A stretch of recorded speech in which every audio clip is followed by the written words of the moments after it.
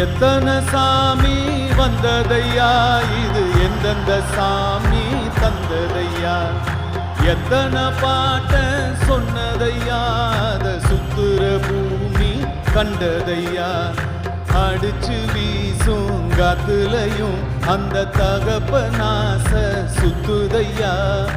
வெடிச்சு பூக்கும் வெதையிலும் ஒரு வம்சத்து கதையே உள்ளதையா,